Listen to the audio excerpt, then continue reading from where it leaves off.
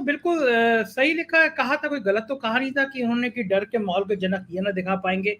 और रूपका जी ने बहुत अच्छी बात कही कि दिखाया कि देखो एक नेता है, बीजेपी का नेता है, जिसको आप कट्टर पार्टी कहते हैं, लेकिन अजान हो रही है तो वो खामोश खड़ा हो जा रहा है। पिछले दिनों भी रूपका जी ट्रोल हो गई थी, वो अचानक वो एक जगह रिपोर्टिंग करने गई थी, शायद अयोध्या या काशी में। उनका पैर लड़खड़ाया, उनके मुँह से या अल्लाह निकला, लोगों ने ट्रोल किया कि आखिर आपको धर्म को याद आ ही गया। ये खराब बातें हैं, इस तरह पत्रकार को कहना नहीं चाहिए। हम लोग बचपन से जिन संस्कारों में डरे होते हैं, हिंदू होते हैं अगर, तो हम या ईश्वर, हे भगवान कहते हैं, मुस्लिम होंगे तो या अल्लाह कहेंगे। लेकिन लोग आपको समझते हैं, लोग समझते हैं कि आप किस तरह और क्या कह रहे हैं, इसलिए वो ट्रोल भी करते हैं। ये मीडिया को कभी इस तरह ट्रोल किया नहीं जाता था विवेक जी, ये पहली बार हो रहा है। रूपका जी के इस वीडियो के बाद वो ट्रोल हुई, लोगों ने शुरू किया कहना कि दिन भर आफ्ताब और श्रद्धा को दिखाकर, दिन भर इस तरह की चीजें लाके गुजरात चुनाव में मीडिया खेल करना चाहती है। ये जो धीरे धीरे सी वोटर्स के सर्वे से है, बाकी सर्वे आने शुरू हो गए हैं, इस तरह के वीडियो आने शुरू हो गए हैं। आज एक घटना हुई, एक कल से आप परसों से देख रहे होंगे सोशल मीडिया पे, एक व्यक्ति था, वो कह रहा था 35 टुकड़े नहीं 36 टुकड़े होने चाहिए। उससे पूछा तुम्हारा नाम क्या, उसने कहा राशिद। पकड़ा गया तो पता चला उसका नाम विकास निकला। तो ये कौन लोग हैं जो इस देश को, इस समाज को बांटना चाहते हैं, और उसमें मीडिया की भूमिका क्या देख रहे हैं विवेक जी, और क्या असर होगा उसका? संजय जी, बहुत स्पष्ट है कि ये लोग कौन हैं। इस बात को हम पिछले 8 साल से देख रहे हैं। वैसे तो इसका इतिहास बहुत पुराना है। इसका इतिहास 1925 से शुरू होता है। मैं किस ओर इशारा कर रहा हूँ आप समझ रहे हैं। नाम लेने की ज़रूरत नहीं है। आरएसएस का जो बेसिक फाउंडेशन है, वो इसी बिना पर है कि ये हिंदू राष्ट्र है और यहाँ हिंदुओं की चलेगी। यहाँ पर सारे निर्णय हिंदू लेंगे और सारे निर्णयों के जो बेनिफिशियरीज है वो हिंदू रहेंगे और माइनॉरिटी जो है वो सेकंड रेट सिटीजन रहेगी। इस तरह की एक सोच वो रखते हैं, हालांकि वो इतने शब्दों में वो नहीं कहते। लेकिन सबको पता है बीजेपी एक आरएसएस की संतान है और हमने बीजेपी का एक दौर देखा है जो जब अटल बिहारी वाजपेयी प्रधानमंत्री थे और वो एक 5 साल 6 साल का जो दौर था उसमें वो कोएलिशन गवर्नमेंट के प्रधानमंत्री थे। तो और वो एक व्यक्तिगत तौर पे काफ़ी लिबरल भी थे।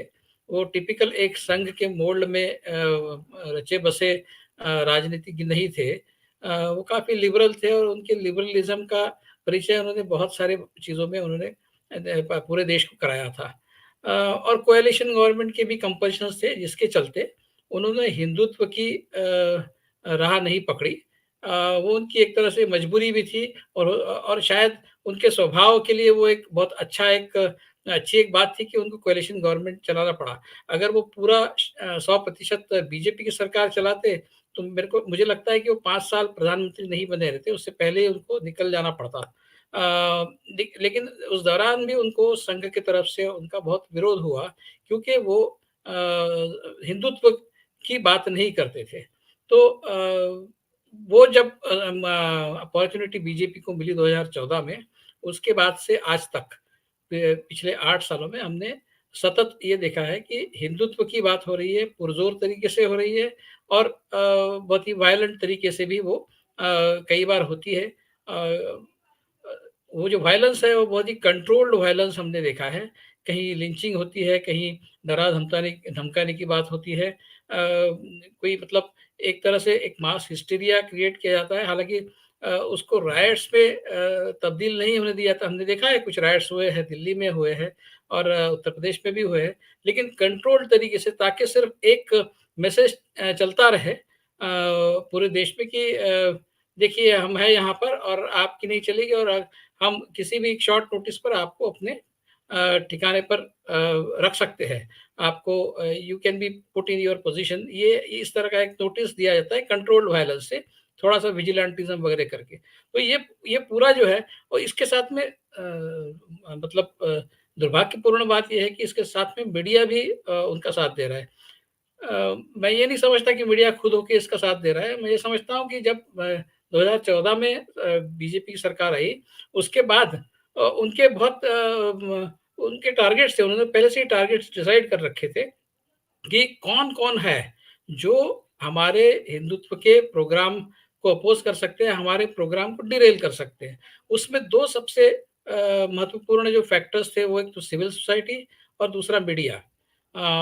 मुझे याद है प्रतिनिधि सभा नागपुर में करीब-करीब 6-7 साल पहले की बात है, जब मोदी जी की सरकार आई, उसके शायद 1-2 साल के बाद की ही बात है। तुरंत जो प्रतिनिधि सभा उसके बाद जो हुई थी, उसमें एक वरिष्ठ पत्रकार से मेरी, मतलब पत्रकार ने वो संघ के किसी एक मीडिया पब्लिकेशन से जुड़े हुए थे, उनसे बात चल रही थी और मैंने उनसे पूछा कि भई कैसा चल रहा है अभी, सरकार का काम कैसा चल रहा है? क्या लगता है आपको? सरकार का काम तो ठीक चल रहा है, लेकिन मेन प्रॉब्लम जो है वो मीडिया को है, मीडिया को ठीक करना पड़ेगा। तो ये उनका एक उस समय, मतलब मोदी सरकार को आते 2 ही साल हुए थे, ये उनका रिएक्शन था। मीडिया यानी मीडिया को ठीक लगभग करना लगभग पड़ेगा। 2016 के आसपास का ये जी, जी, अनुमान जी। था। तो तभी से ये तय था सिविल सोसाइटी को इमीडिएट टारगेट करना और मीडिया को इमीडिएट ही टारगेट करना। करना। तो हाँ, सिविल सोसाइटी को तो वैसे ही सिविल सोसाइटी में उनके खुद के इतने सिविल सोसाइटी के उनकी ब्रांचेस है सिविल सोसाइटी में काम करने वाली, कि उनको दूसरी कोई सिविल सोसाइटी खरीदने की ज़रूरत सही नहीं बात है, थी। बिल्कुल, उनकी अपनी बिल्कुल सिविल सही बात सोसाइटी है। तो जो एक्जिस्टिंग सिविल सोसाइटी जो थी, जो उनके पक्ष में काम नहीं कर रही थी, उसको खत्म करना, ये उनका एक प्रोग्राम था। और मीडिया को खत्म करना या फिर मीडिया को टेक ओवर कर लेना। तो उन्होंने मीडिया को टेक ओवर करने का जो ज़रिया है, उसका अवलंबन किया और ज़्यादातर मीडिया उन्होंने अपनी तरफ कर लिया। ले अब ली किस या तरीके ले से ली कर या लिया? विवेक जी, या तो ले ली और फिर सही कह रहे हैं, या फिर मजबूर कर दी। मैं आऊँगा दूसरे राउंड में विवेक जी, जी, आपके पास इसके कमेंट और लोगों से ले जी, लूँ। डॉक्टर उत्कर्ष जी। जी। जी, विवेक जी बताइए। जी, जी। मैं एक छोटी-सी बात कहना चाहूँगा कि देखिए जो भी भारत में जिस तरह की स्थिति बनी है, जिसका मीडिया एक प्रॉब्लम है, अ, दुनिया भ अगर हमारी कहीं से मदद हो सकती थी, तो ऐसे देशों से हमारी मदद हो सकती थी, जहाँ पर डेमोक्रेसी अभी भी काफ़ी स्ट्रॉन्ग है। लेकिन हम देख रहे हैं कि यूरोप से लेके, अमेरिका से लेके, तो बिल्कुल एशिया तक और चाइना, पाकिस्तान और टर्की, हर जगह, हंगेरी, डेनमार्क, हर जगह राइट विंग का बोलबाला है। ऐसी स्थिति में देखिए, जब हिटलर और मुसोलिनी का राज था, उस समय सिर्फ वही 2 ऐसे देश थे जहाँ पर इस तरह की एक सोच रखने वाले राज्यकर्ता थे।